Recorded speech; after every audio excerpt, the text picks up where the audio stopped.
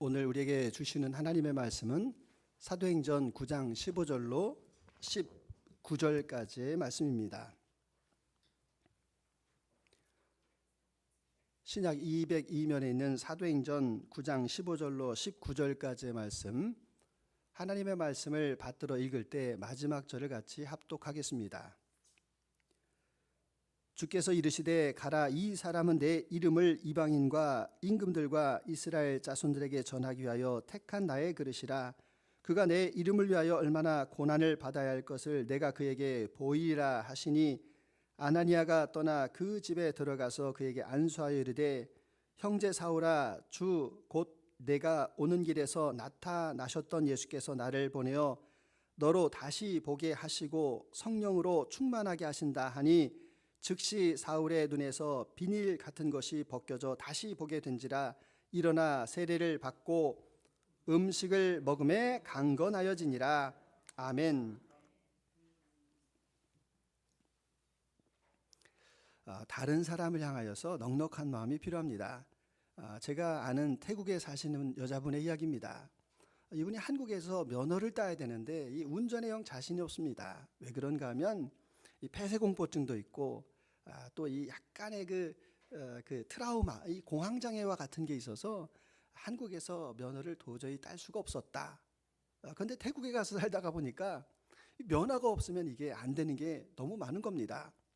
그래서 태국에서 면허를 땄습니다. 그리고 자동차를 몰고 도로로 나갔습니다.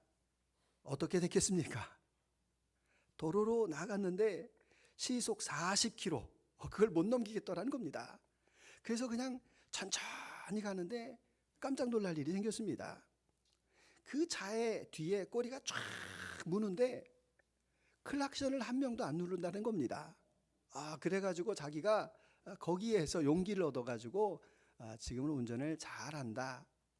태국에서는 약한 사람이 있으면 그 사람을 도와주는 사람이 대인이다, 이런 풍습이 있다고 합니다.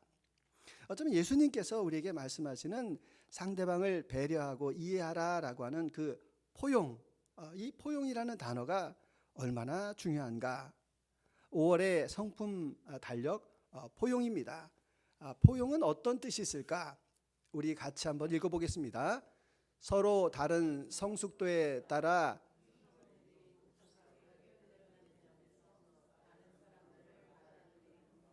다시 한번 읽어보겠습니다.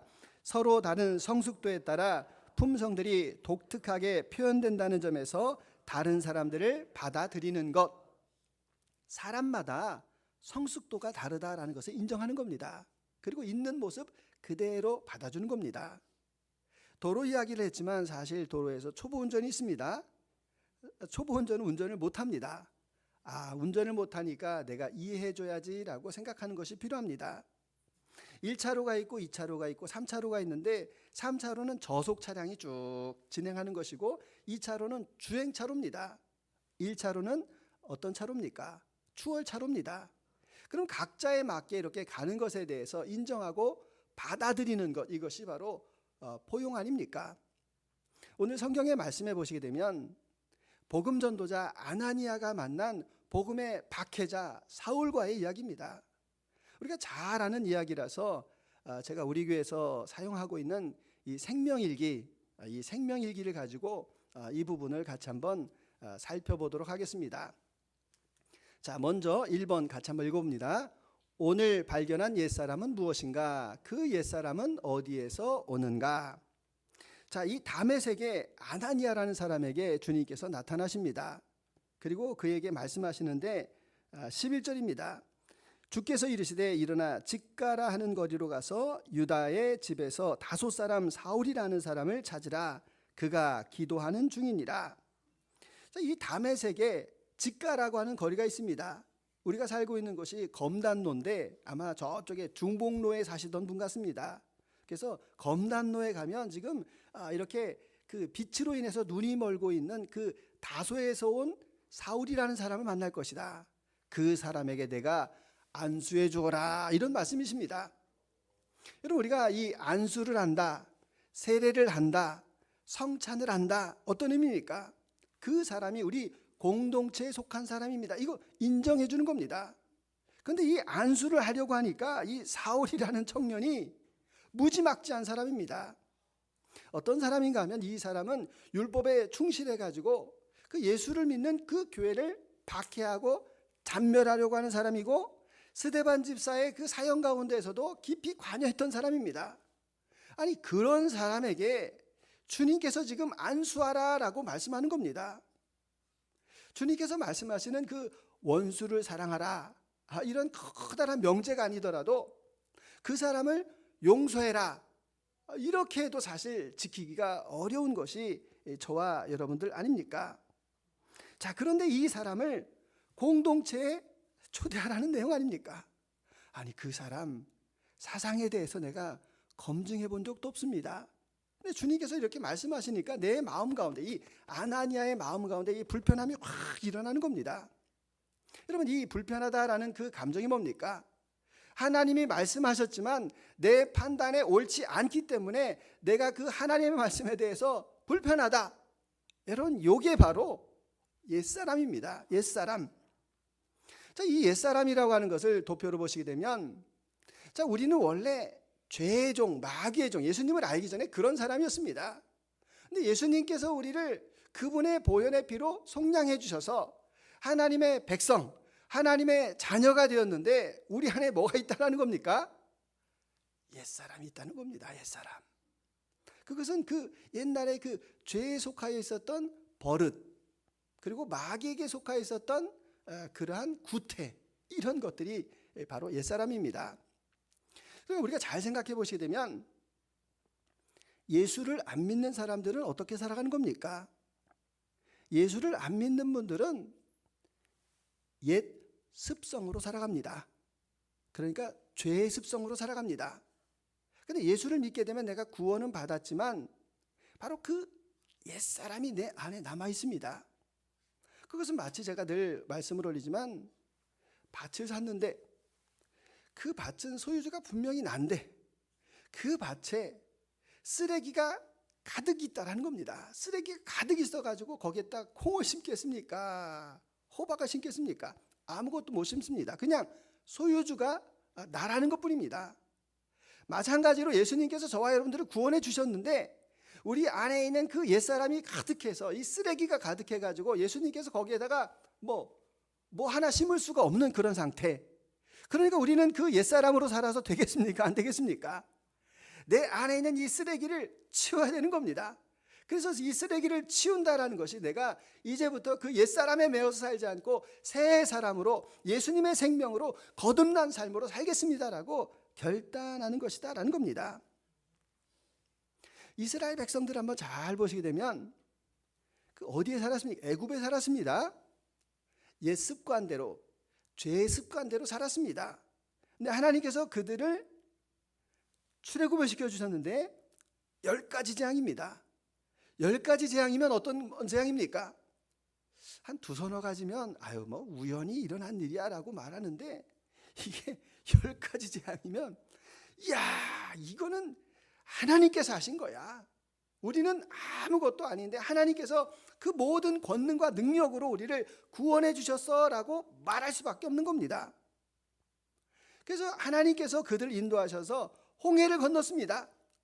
여러분, 이 홍해를 건넜다라는 말이 무슨 말입니까? 이제는 내가 다시 애굽으로 돌아가고 싶습니다. 실제로 광야에서 뭐 툭하면 무슨 일이 힘든 일이 있으면 나 애굽으로 돌아가고 싶어. 애굽에 있을 때는 뭐 오이도 먹고 부추도 먹고 뭐 수박도 먹고 뭐 어쩌고저쩌고 막 얘기하는데 못 돌아갑니다. 못 돌아가는데 그 옛사람을 껴안고 그것을 처리하지 못하고 그렇게 살다가 결국은 그 출애굽한 이스라엘 1세대들이 다 망하는 것 우리가 다 알고 있지 않습니까? 그러니까 그 옛사람이 있다라고 한다라는 것은 그것은 주님께서 이미 십자가에서 다 못 박은 겁니다. 우리 안에 있는 그 쓰레기 어떻게 하면 됩니까? 주워서 쓰레기통에 버리면 되는 겁니다. 그 쓰레기통이 어디입니까? 예수님께서 쓰레기통이 되셔가지고 십자가에서 다 담당하셨다. 그것을 믿고 내 안에 있는 이 쓰레기를 그냥 쓰레기통에 예수님의 십자가에 못 박는 것이 바로 우리가 그 옛사람을 처리하고 발견하는 겁니다. 자, 두 번째 같이 읽습니다. 무엇이 십자가에 죽었다는 것을 깨달았는가? 그런데 이 옛사람이라는 것이 내 안에 이렇게 숨어 있습니다. 숨어 있어가지고 이게 잘 안 드러나는데 어느 때 드러나는가 하면은 내가 화낼 때 보면 압니다. 욱 하고 이렇게 치밀어 그러거나 화가 납니다. 그래서 이 옛사람은 어떤 사람이 나에게 어떤 말을 했을 때 내가 기분 나쁩니다. 표정으로 이렇게 얘기해서 기분도 나쁘고 어떤 행동을 통해 가지고 내가 위로 이렇게 화가 확 올라왔다는 겁니다. 근데 이 화라고 하는 것은 여러분 있으니까 올라오는 겁니다. 화가 없는 사람은 화를 안 냅니다. 늘 가끔 말씀을 올리지만 죄송합니다. 이건 뭐 차별은 아니고 그냥 편안하게 말씀을 드리는데 머리가 벗겨진 사람이 있습니다. 머리 벗겨진 사람한테 아유 대머리시네요. 그래서 머리 빠지네요. 뭐 이렇게 이야기하면 아니 그래 보고 많은 것 가운데서 어떻게 내 머리 빠지는 거에만 그렇게 관심 있냐고 내가 뭐 머리 빠지는데 뭐 당신이 도와준 거 있냐고 하면서 막 화를 냅니다. 이 대머리라고 하는 것에 대해서 화를 가지고 있었던 사람입니다. 근데 어떤 사람은 그냥 웃으면서 예 제가 이렇게 빛나지요. 이게 이 집에서도 이렇게 제가 딱 들어가면 식구들이 다 화나다고 합니다. 하나님께서 나를 얼마나 사랑하시는지 머리를 하도 쓰다듬어 주셔가지고 이렇게 대머리가 됐습니다. 이 사람은 화가 하나도 없는 사람입니다. 그러니까 우리가 늘 고백하는 것처럼 그 화라고 하는 것은 100% 내 안에 있다라는 겁니다. 그래서 그 화가 발견되어질 때 어떻게 하는 겁니까? 그 쓰레기를 예수님의 쓰레기통에 가서 처리하는 겁니다. 근데 그 쓰레기가 몇 가지가 있다라는 겁니까? 7가지가 있습니다. 늘 말씀을 드리지만 수치심이 있고 그리고 우리 이마가 이렇게 찡그러지죠. 죄책감, 죄를 지어가지고 그리고 두렵습니다. 눈이 동그래집니다. 두려움이 있고 그리고 자기의가 있습니다. 콧구멍이 2개가 있는데 신념, 고정관념, 자기의가 있고 우리 이렇게 입이 있는데 뭐가 있는 겁니까? 과거에 상처가 있습니다. 그리고 내가 이렇게 교만해지고 싶은 이 턱이 올라가고 싶은 인정받고 싶은 욕구가 있고 그리고 이 목구멍, 죽음에 대한 공포 이렇게 7가지가 우리 안에 존재하고 있습니다. 자 그러면은 지금 이제 아나니아에게 이 불편한 마음이 있는데 하나님이 말씀하셨는데도 불편한데 뭐겠습니까? 이 7가지 중에서 여러분은 뭐라고 생각하십니까? 7가지 가운데 첫 번째는 두려움 아니겠습니까? 두려움. 혹시라도 내가 그 사울을 지금 예수님 때문에 눈이 멀었는데 안수해가지고 눈이 딱 떠졌는데 너 교회 다니지? 하면서 갑자기 자기를 확 잡아가면 얼마나 두렵습니까? 그 두려운 마음이 이 아나니아에게 있다라는 겁니다. 또 뭐가 있는가 하면은 자기의 편견이 있습니다. 한번 배신한 놈은 또 배신해. 뭐 이런 생각. 그래서 저 배신한 놈은 고쳐줄 필요가 없어. 이렇게 생각하고 있는 그런 자기의가 그 안에 있습니다. 또 무엇이 있을까 생각해 보니까 과거의 상처 있지 않겠습니까? 옛날에 내가 신원보증을 서줬는데 그놈이 배반하는 바람에 내가 이렇게 힘들었어. 저런 사람 잘해줘 봐야지 나중에 또 문제가 생겨. 이런 과거의 상처가 그 안에 존재할 수 있다는 겁니다. 여러분 그런데 믿음의 사람이 다른 사람과의 그 관계 가운데서 늘 두려운 마음이 내 안에 있습니다. 내 의의로 다른 사람을 늘 판단하고 삽니다. 또 내 믿음의 사람이 과거의 상처에 매여서 살아갑니다. 신앙생활 똑바로 하겠습니까? 똑바로는 못하고 외식적으로는 할 수 있습니다. 그냥 내 마음에 이 두려움과 같은 이 쓰레기는 잔뜩 있는데 과거의 상처는 잔뜩 있는데 그리고 나의 의의가 잔뜩 있는데 겉으로는 내가 경건하게 신앙생활할 수 있다는 겁니다. 여러분 신앙의 출발이 어디입니까? 외식입니까? 예수님께서 그렇게 미워했던 것이 바로 이 외식하는 그리고 회칠한 무덤과 같다라고 말하는 그 말씀의 의미를 우리가 잊었습니까? 예수님께서는 심령이 가난한 자가 복이 있다라고 말씀하시고 우리의 심령, 마음에 대해서 말씀하시는 것입니다. 그러니까 우리의 신앙생활의 가장 첫 번째가 주일날 빠지느냐 안 빠지느냐 11조를 드리느냐 안 드리느냐 교회 봉사하느냐 안 하냐 이게 아니라는 겁니다. 우리의 신앙의 최전선 어디인가 하면 내 마음입니다. 제가 늘 말씀 올리는 것처럼 잠언 4장 23절에 무릇 지킬 만한 것 가운데 마음을 더욱 힘써 지켜라. 생명의 근원이 이에서 난다. 생명이라고 하는 것이 바로 마음이라는 것입니다. 여러분, 마음이 단단한 사람은 어떤 일이 와도 그는 무너지지 않습니다. 마음이 약한 사람은 그가 재벌이라도 무너집니다. 그래서 생명이 마음에 있다. 그래서 우리가 마음을 지켜가는 것이 바로 예수님을 바르게 믿는 첫 번째 길이다라는 이야기입니다. 그래서 우리는 주님께서 우리에게 약속하신 십자가에서 다 끝났다. 십자가에서 다 끝났다. 우리의 병마, 질고, 고난, 수치, 이 모든 것을 다 예수님께서 담당하셨습니다. 그래서 우리가 해야 되는 일이 어떤 일입니까? 그것은 사도 바울의 고백과 같이 고린도전서 15장 31절에 나와 있는 것처럼 형제들아, 내가 그리스도 예수 우리 주 안에서 가진 바 너희에 대한 나의 자랑을 두고 단언하노니 나는 날마다 죽노라. 나는 날마다 죽노라. 아니, 바울이 죽을 일이 뭐가 그렇게 많겠습니까? 그런데 내 안에 하나님을 따라가고자 하는 선이 있는데 내 안에 악으로 향하는 그 마음이 있다는 겁니다. 그래서 이 두 가지가 내 마음 안에서 이렇게 갈등을 일으켜서 오호라, 나는 곤고한 사람이다라고 바울이 고백하고 있는 것을 우리가 다 알고 있지 않습니까?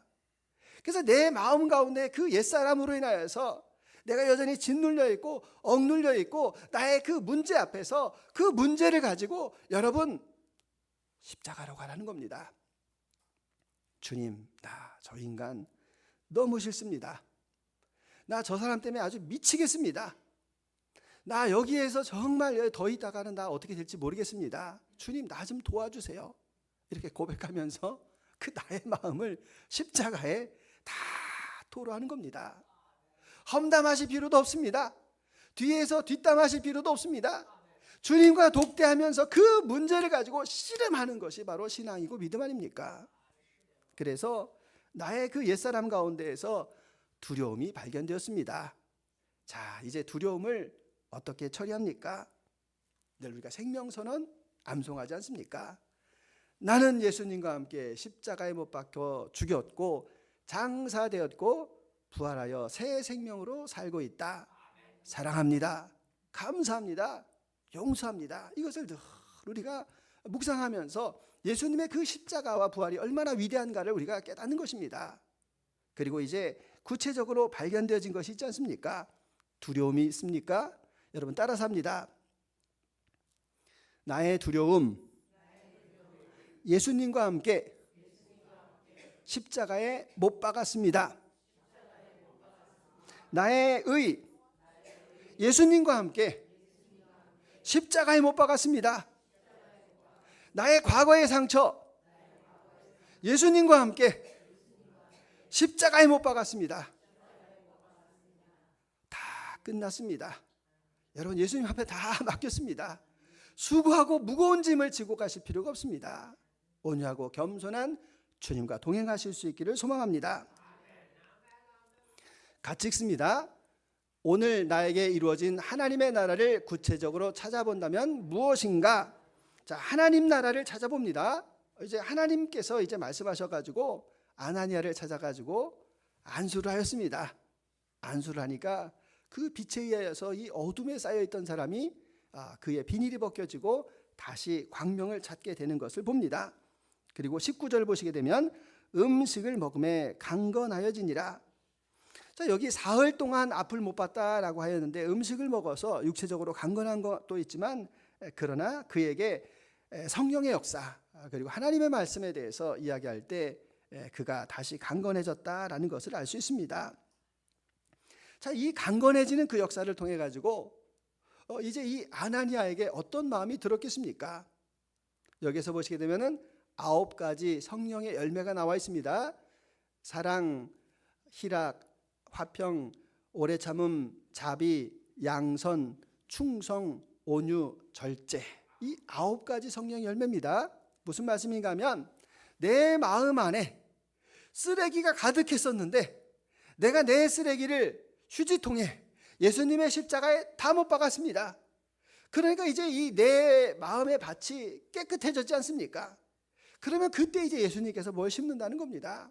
예수님께서 심으셔서 사랑의 열매가 나타나고 희락의 열매가 나타나고 화평의 열매가 나타나고 그런 열매가 나타나는데 어떤 열매겠습니까? 자, 이 원수 같은 사람을 사랑했습니다. 그래서 아나니아의 마음 가운데 사랑의 열매가 맺히는 것입니다. 그리고 그 아나니아를 사랑함으로 내 마음 가운데 기쁨이 넘칩니다. 그리고 화평을 이뤘습니다. 내가 오래 참았습니다. 그리고 내가 보상을 바라지 않고 선을 행한 자비가 내 안에 열매로 맺히는 것입니다. 굿니스, 양선, 우리가 선을 행하는 그러한 마음이 있습니다. 그리고 마음이 예전보다도 더 온유해졌습니다. 왜냐하면 예전에는 그런 사람들을 잘 받아들이지 않았는데 내 마음 가운데 온유한 나의 마음의 밭에 사람들을 더 이해하고 받아들일 수 있습니다. 그리고 충성의 마음이 있고 절제할 수 있는 그 마음이 그의 마음 안에서 넓어지는 것입니다. 어떤 일을 통해서 용서하고 그 옛사람을 처리하는 그 과정을 통하여서 이 사람의 성령의 그 영적인 레벨업이 이루어지는 겁니다. 그 사람의 마음이 더 강건해지는 겁니다. 그 사람이 하나님이 더 쓰시기에 복된 사람으로 바뀌게 된다라는 말입니다. 그래서 내 안에 하나님의 나라가 확장되어지는 겁니다. 여러분, 아파트 평수가 넓어지면 다 기쁘지 않습니까? 내 안에 하나님께서 성전이라고 말씀하셨는데 이제까지 내가 15평 아파트와 같이 좁은 곳에서 하나님을 모시고 있었는데 내 마음의 그 열매로 인해서 내 마음이 33평으로 넓어졌습니다. 내 마음이 54평으로 넓어졌습니다. 그 다음에 모르겠네요. 동부 아파트는 54평까지 있어서 하여튼 막 넓어지는 겁니다. 그것이 바로 오늘 나라에게 이루어진 그 하나님의 나라임을 믿으실 수 있기를 바랍니다. 고린도후서 9장 6절의 말씀 가운데에서 적게 심은 자는 적게 거두고 많이 심은 자는 많게 거두리라고 약속하고 계십니다. 자, 네 번째 같이 읽어봅니다. 다른 사람의 옛사람을 하나님의 사랑과 긍휼하심으로 바라본 것이 있는가? 저항 판단하지 않고. 이제 이 사랑과 긍휼함으로 그 사람을 봤습니다.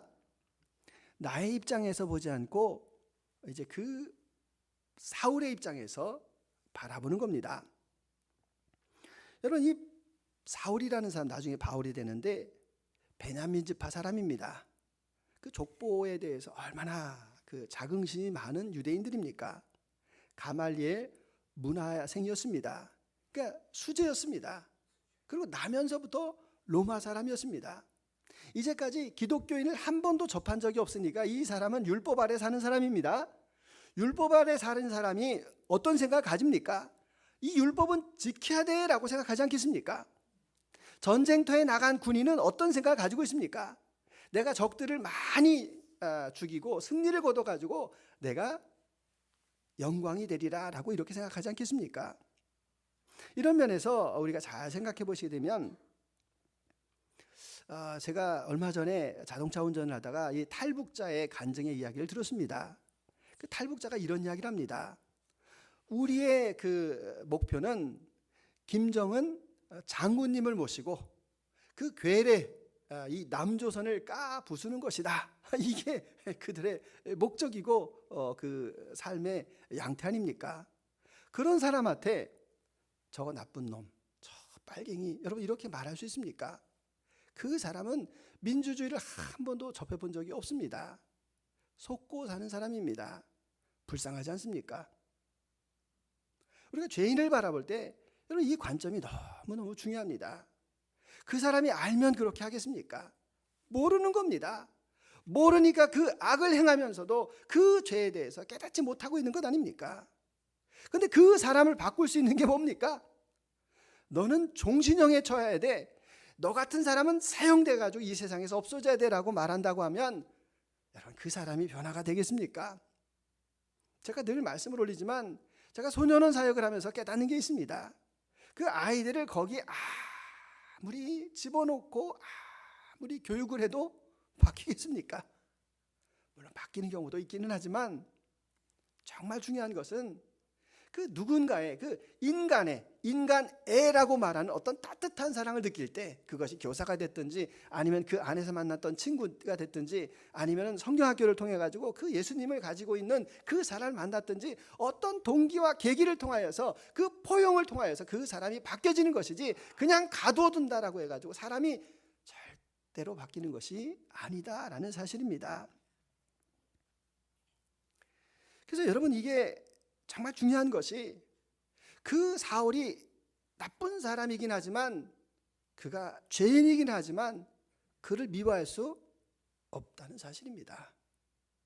그의 행위를 보면은 마땅히 벌을 받아야 되고 마땅히 죄라고 생각하지만, 그 사울의 입장에서는 아니, 율법에 분명히 나무에 달려 죽은 자마다 다 저주받은 사람이라고 말을 했는데, 그럼 예수라는 사람은 젊은 나이에 신성모독을 해가지고 저 십자가에 못 박힌 사람이 아닌가라고 이렇게 생각하는 것 당연하지 않습니까? 그의 관점에서는 그게 당연한 겁니다. 우리가 보니까 불쌍한 것뿐이고, 여러분, 그 관점을 우리가 요심하게 잘 살펴보는 것이 얼마나 중요합니까? 저도 최근에 참 재미있는 일이 있었는데, 숭실대에서 이 멘토링을 하는데, 멘토 가운데에서 사업하시는 분이 그런 이야기를 합니다. 학생들한테 묻습니다. 여러분, 나중에 졸업해가지고 연봉 얼마 받고 싶으세요? 뭐 이렇게 물어보니까 예, 연봉 한 뭐 4천, 뭐 5천, 뭐 막 이렇게 얘기를 합니다. 그때가 마침 이제 그 자기의 그 우울증, 고민에 대해서 나누는 그런 때였습니다. 근데 제가 회사를 경영하면서 제가 요즘 참 우울합니다. 이렇게 이야기하면서, 여러분이 만약에 월 500을 받는다 이렇게 이야기를 하면, 제가 회사에 직원을 6명 거느리고 있습니다.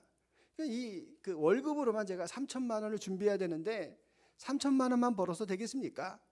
거기에 임대료도 내야 되고 전기세도 내야 되고 공과금도 내야 되고 나도 월급을 가져가야 되고, 그리고 혹시라도 있을 리스를 대비해야 되기 때문에 그 3천만 원의 수입 가운데에서 나는 6천만 원을 벌어야 됩니다. 이렇게 얘기하는 겁니다. 저도 그런 생각을 안 해봤는데, 그렇겠구나. 사장님들이 그런 고충이 있겠구나. 근데 우리는 사원의 입장에서 늘 뭐만 얘기합니까? 왜 월급이 이렇게 적은 겁니까? 왜 연휴 때 우리는 안 노는 겁니까? 뭐 이런 것만 우리가 생각하고 있지 않습니까? 사장님들은 그만한 고충이 있다. 그걸 안다면 우리가 어떻게 하는 게 좋겠습니까? 사장님 힘드신데 우리에게 이렇게 제때가 돼가지고 월급을 주신 거 너무 감사드립니다. 내가 더 열심히 일해서 우리 더 좋은 회사를 만들어 가겠습니다. 여러분, 이것이 바로 바른 자세로 살아가는 것 아니겠습니까? 다른 사람의 옷을 일주일 입지 않고 그 사람에 대해서 말하지 말라라고 하는 그 말씀을 우리가 다시 한번 잘 기억하면 좋겠습니다. 자, 5번 같이 읽습니다. 성령님과 어떤 교제 경험을 나누었는가? 자, 15절을 한번 보시게 되면 같이 한번 읽어봅니다. 주께서 이르시되 가라, 이 사람은 내 이름을 이방인과 임금들과 이스라엘 자손들에게 전하기 위하여 택한 나의 그릇이라. 아멘. 자, 그 죄인으로 알고 있었는데 그 죄인조차도 사랑하셔서 정말 그 이방 땅을 향하여서 복음을 전하게 하시는 그 하나님의 마음을 그가 이 성령님과의 교제를 통해서 깨달았다라는 것입니다. 아나니아는 사실 주춤하지 않았겠습니까? 이제 이 그 박해가 자기가 살고 있는 이곳으로 찾아오고 있는데, 그 다메섹에서 지금 그 이 교회의 안전을 어떻게 지키는 것이 좋을까라고 생각하고 있었는데, 주님께서는 너의 안전과 교회의 안전은 내가 지키는 것이고 너는 내가 감당해야 될 그 복음을 전하는 일이 바로 너의 사명이다라고 말씀하시는 그 성령님과의 그 교제를 그가 깨닫지 않았겠습니까? 6번째입니다. 같이 읽어봅니다. 감사할 것은 무엇인가? 자, 그가 안수하여서 기도하였을 때 그를 통하여서 사울의 눈에 있는 이 비늘 같은 것이 벗겨집니다. 무슨 얘기입니까? 아나니아의 기도를 들어주셨다. 주님 감사합니다. 제 기도를 들어주신 것에 대해서 감사드립니다. 또 이 사울을 데리고 와서 먹을 것을 주고 그를 성경의 말씀으로 가르쳤습니다. 그런데 여러분 정말 놀라운 것 있지 않습니까? 이 아나니아가 그 후로 이와 같이 훌륭한 사도를 만났겠습니까? 이 대사도였던 그 바울의 누가 멘토가 된 겁니까? 아나니아가 그 위대한 사도의 멘토가 되었다라는 사실입니다. 저도 이 장면을 보면서 요즘 감사한 게 한 가지가 있습니다. 오늘 광고 말씀에도 나오지만 다음 주에 지난주에 왔었던 이상환 장로님, 그분을 모시고 이 간증의 말씀 우리가 들으려고 합니다. 그분은 원래 40대 때 사업을 하셨는데 이 종업원을 한 300명, 400명, 18개 거느렸던 그 회사를 경영하셨는데 폭삭 망했습니다. 폭삭 망해가지고 다시 재기해가지고 지금도 78세가 됐는데 산울이라고 하는 그 회사의 CEO입니다. 근데 이분이 이제 폭삭 망하고 주님을 다시 만나고 내가 어떻게 주님을 섬기는 게 좋을까 생각해서 목사님께 여쭤봤더니 교회학교 교사라고 해가지고 20년을 교회학교 교사를 했습니다. 근데 얘들이 대학을 갔는데 하나도 다 바뀌는 겁니다. 애들이 세상에 그냥 다 이렇게 물들어가는 겁니다. 그래서 왜 그런가라고 이분이 연구를 했습니다.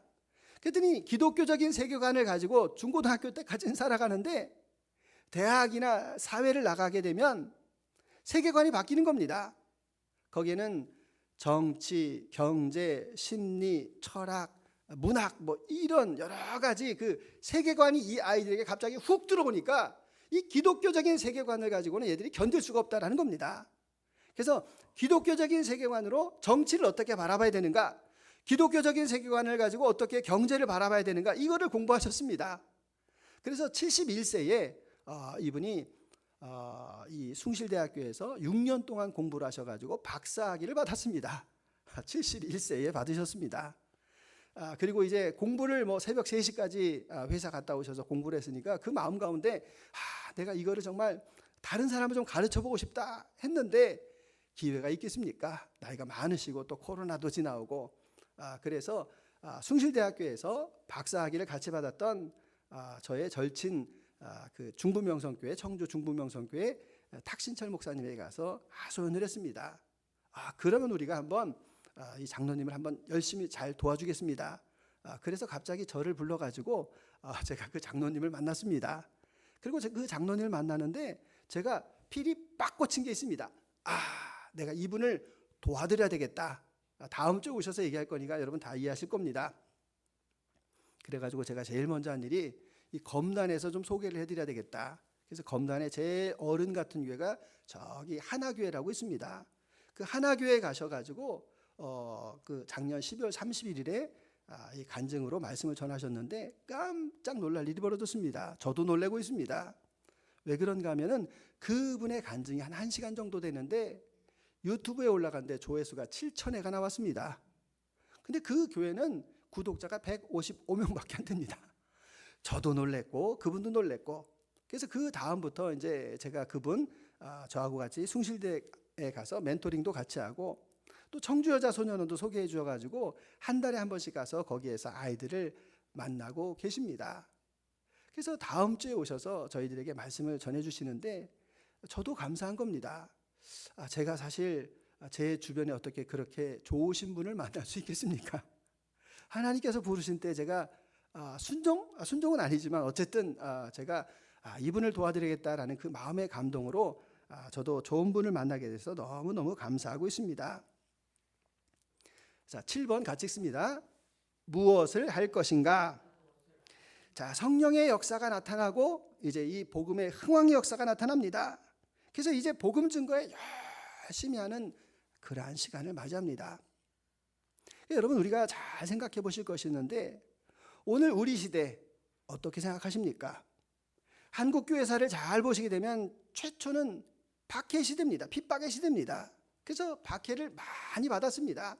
그때 예수 믿는다는 것은 박해였습니다. 그런데 이 70년대 80년대를 지나가면서 어떤 시기가 됐습니까? 부흥의 시기가 왔습니다. 우리가 잘해서 부흥이 온 거 아닙니다. 하나님께서 막 쏟아 부어주셔가지고 그 부흥의 때가 왔다라는 겁니다. 그러면은 그 다음의 때가 어떤 때입니까?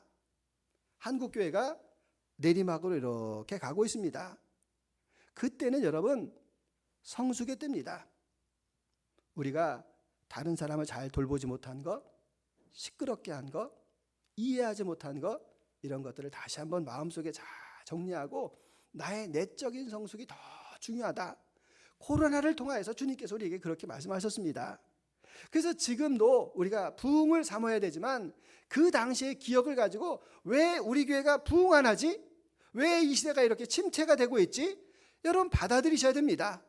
그런 시대로 우리가 접어들고 있고 지금은 어떤 시대입니까? 솔직하게 죄송하게 말씀드리면 생존을 위한 시대입니다. 생존이라는 말이 무슨 말입니까? 나는 믿는데 이제 큰일 났습니다. 우리 자녀들이 안 믿습니다. 대가 다 끊겨가고 있는 그런 시대입니다. 우리가 무엇을 해야 되겠습니까? 내 신앙뿐만 아니라 정말 내 가족과 내 자녀를 위해서 우리가 울면서 기도해야 되는 그러한 때다라는 것을 우리에게 말씀해 주고 계십니다. 오늘 이 5월 포용이라는 주제입니다. 포용이라고 하는 것이 무엇인가 하면 사람마다 다 성숙도가 다르다라는 겁니다. 영적으로 유치원생 같은 사람이 있고 중학생 같은 사람이 있고 대학원생 같은 사람이 있고 박사 같은 사람이 다 다릅니다. 무시하라는 것이 아닙니다. 어째 신앙이 그 정도밖에 되지 않느냐라고 그 성숙도에 대해서 우리가 자책하고 책망하라는 것이 아닙니다. 인정하고 이해하고 도와주라라고 주님께서 우리에게 포용을 말씀해 주고 있습니다. 그래서 사울을 받아들인 아나니아를 한번 보시기 바랍니다. 그 사울이 나중에 바울이 되어 초대교회에 얼마나 놀라운 역사가 나타났습니까? 그가 아시아의 교회를 세우고 유럽의 교회를 세우고 그가 신약성경을 13권이나 쓰고 그를 통하여서 누가와 바나바와 또 디모데와 그리고 브리스길라와 아굴라와 같은 그 초대교회 그 유수한 사람이 이 바울의 영향을 받게 되었다라는 사실입니다. 그것이 바로 아나니아의 포용이었습니다. 여러분이 지금 누군가를 포용하고 계십니까? 그 사람이 사울이 변하여 바울로 변화되어질 것입니다. 나와 다른 성숙도를 내가 이해하겠습니다. 그 사람의 관점에서 다시 한번 바라보겠습니다. 그를 나의 공동체에 나의 사람으로 포용하겠습니다. 이런 귀한 역사가 오늘 저와 여러분 가운데 넘쳐나실 수 있기를 주님의 이름으로 축원합니다. 주님 감사합니다. 우리는 고집 엄청 셉니다. 자존심 너무 강합니다. 다른 사람 잘 용서하지 않습니다. 다 내 기준이 너무 커서 그렇습니다. 다른 사람을 포용할 여지가 우리에게는 부족합니다. 주님, 나 이 죄성, 이 옛사람을 십자가에 못 박게 하여 주옵소서. 주님 앞에 겸손한 자가 되기를 원합니다. 주의 말씀이 무슨 뜻인지를 깨달아 알기를 원합니다. 다른 사람의 성숙도가 다른 것을 이해하고 그 사람을 가슴으로 품을 수 있는 우리가 다 되게 하여 주옵소서. 감사드리며 예수 그리스도의 이름으로 기도드립니다. 아멘.